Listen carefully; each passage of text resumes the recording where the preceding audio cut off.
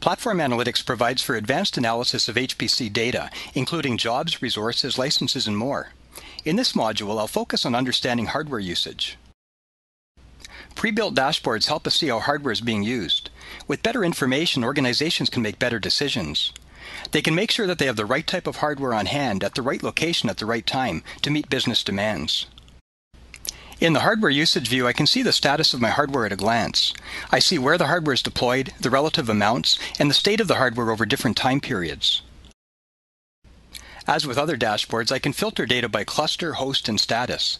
I can also plot different measures based on different data dimensions. In this view, I'm looking at CPU utilization by cluster over approximately a 1-month time period. I see the time period on the x-axis and CPU utilization, my selected measure, on the y-axis.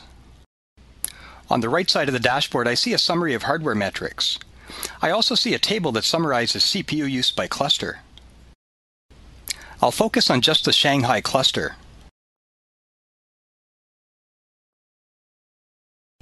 Now I see only the CPU usage in Shanghai in my summary. I also see the percentage of time hardware resources were in various states. I might want to break this out and look at utilization for each type of host in Shanghai. Now I see utilization over time broken down by host hardware and operating system. This gives me insight into how hardware is being used.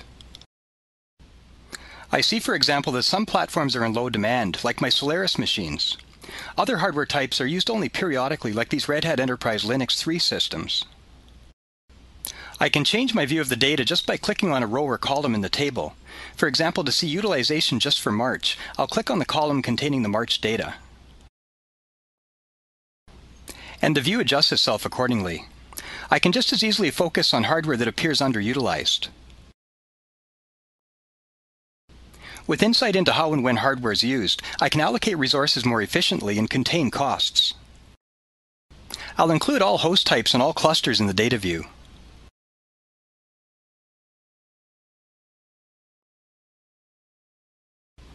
By broadening the view to include other global clusters, different hardware types become visible.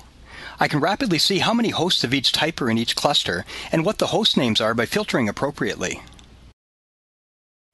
I'll select the Hardware Rankings tab. This gives me a very different view of the same data. I see here the relative percentage of time that each type of machine was operating at various levels of utilization. Red Hat 5 hosts dominate our cluster in terms of node counts. I can get details by mousing over any element of interest on the graph. 40% of the time, my Red Hat 5 hosts had utilization over 95%. This same histogram shows me that my Red Hat 4 machines are proportionately less busy. They're mostly in the range of 20 to 50% utilized. While several types of hardware sit idle most of the time, it's clear from this view that they represent a small percentage of our total assets. I'll look at the same histogram by cluster. And I'll look at memory use instead of CPU use. This helps me understand that most of the time less than 50% of memory is being used. Very rarely do we use all physical memory, and this happens most often on the Calcutta cluster. I can look at memory use by host type instead of by cluster. Now I understand the relative amount of time that each host is using what amount of memory. I'll select the Data tab before I wrap up. In this view, I see raw information for all hosts. The hosts are represented as rows, and specific measures for each host are represented as columns. I can look at these measures by host over different time periods by using the Dates pull-down. As with other views, I can filter the data by cluster or by status.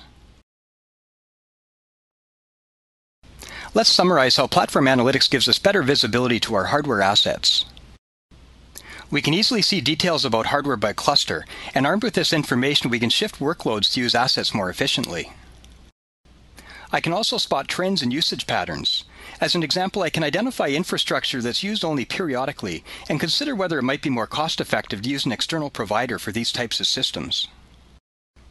With better visibility, I can plan acquisitions more effectively. This helps us avoid business risk by making sure we're providing the right type of capacity before it's required by the business. And finally, by understanding better how hardware is being used, we can better align capacity to requirements, providing opportunities to save or avoid cost. I hope you've enjoyed this overview. Thanks for your attention.